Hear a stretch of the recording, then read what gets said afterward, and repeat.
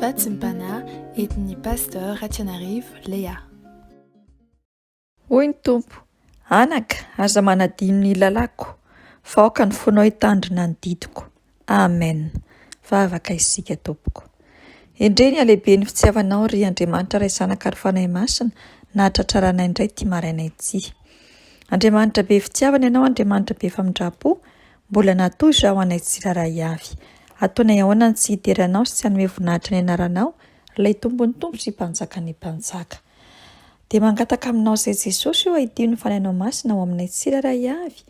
Aizanay mandray ny teninao ary dia sokafo ny fonay ho tany lonaka indrindra izany teninao izany.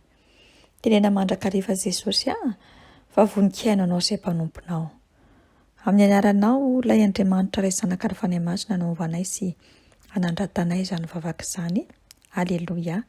Amen. Ampifaliana no iantranoana amin'ny tokantrano tsika tsiraray avy amin'ity maraina ity. Ary dia ny fahasoavana sy ny fiadanana avy amin'Andriamanitra ray sy Jesosy Kristy Tompo ane, ary ny fampiraisana avy amin'ny fanahy masina ho amintsika tsiraray avy. Ny tenin'Andriamanitra izay tonga amintsika amin'ity maraina ity dia amin'ny boky ny Salamo 7:20, andiny 4. Psaume numéro 23, verset 4. Amin'ny anaran'i Jesosy. Eny, na dia mandeha mamaky lohasaha aloky ny fahafatesana aho, dia tsy atahotra ny lohasaha fa ianao no amiko. Izany tenin'Andriamanitra izany dia azahoantsika manatsoaka ny lohateny hoe aza matahotra raha mamaky ny aloky ny fahafatesana ianao. Aza matahotra raha mamaky ny aloky ny fahafatesana ianao. Ny tenin'Andriamanitra izay novonakintsika teo dia efa haintsika tsy enjery mazava tsara angamba io Salamo 7:20 io. Anio ny tompo dia mbola mamerina amiko sy aminao izao tenin' izao satria hitany, fantany loatra fa mamakivaky lohasaha aloky ny fahafatesana ireo izay mpino sy mpanaradian'i Jesosy Kristy Tompo avy any Nazareta amin'izao anio izao, amin'izao vanim-potoana izao. Ary lohasaha toa mila nigotra ny aina mihitsy, mareraka, mahaketraka, mampiravoravo tanana, mampamohy fo sy izay fisehony amin'ny endrika maro samihafa. Tiako mba hampahery antsika tsiraray avy amin'ity maraina ity, voalohany indrindra, ny fijoroana vavolombelona izay nataon'ity lehilahy izay voan'ny kansera.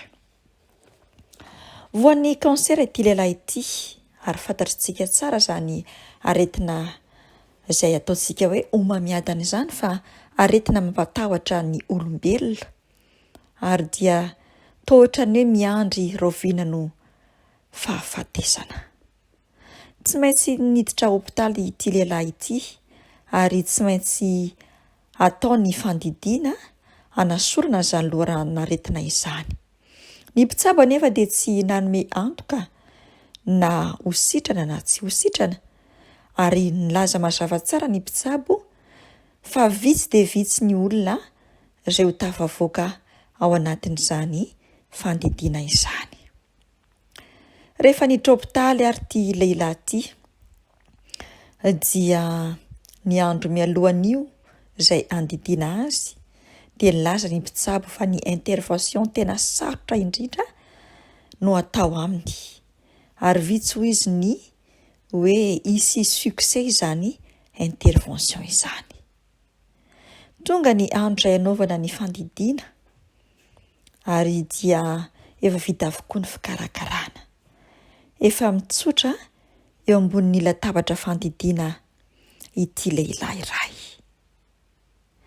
Tao anatin'ny torimasony izay mbola tsy hanomboka akory ny fandidiana dia narevo feo sy teny izy nanao hoe aza matahotra miaraka aminao aho.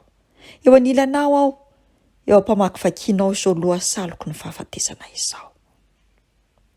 Voanare izay ity lehilahy marary nodidiana ity dia tonga dia tony sy nahazo antoka izy fantany fa ilay Andriamanitra nandefan'i Jesosy Kristy Tompo ilay mpiandry tsara no eo anilany ka dia nataony ampy ho azy izay fandrenesany izany teny izany. Vita soamantsara ny fandidiana ary dia ny reusira. Afaka fotoana vitsy taty aoriana sitrana soamantsara ilay lehilahy ary teo ny tsarony ilay voasoratra tao amin'ny bokin'ny Romanina 9:20 manao hoe amin'ny anaran'i Jesosy ary fantatsika fa ny zavatra rehetra dia miara-miasa soa izay tia an'Andriamanitra. Eo ampiainona n'izao vatsim-panahy izao angamba dia misy amintsika tsirairay avy ny mamakivaky tokoa ny alim-pahafatesana. Tena mampatahotra eo amin'ny fiainany. Ary izay lehilahy izay tsika hoe toa maizina atoandro ny andro. Dia metram-panontaniana isika ary mikaroka hoe inona re no tokony ataoko? Inona no tokony ho tanterahako? Atafavoaka ao anatin'izao lalatsarotra sy alim-pahafatesana izao. Inona no tokony ataoko mba hahatonga ho mpandresy? Mbola mety tsara ihany ve izao toe-javatra misy ahy izao?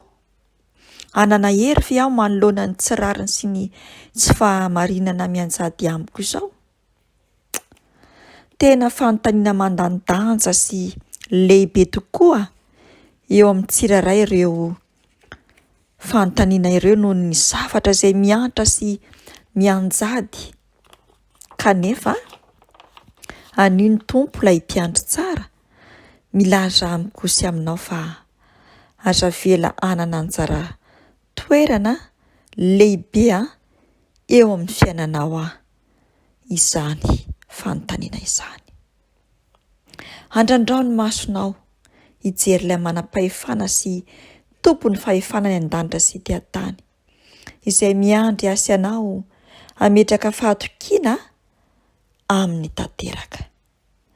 Jesosy Kristy dia miara-mandeha eo anilantsika ary mahatoky izy.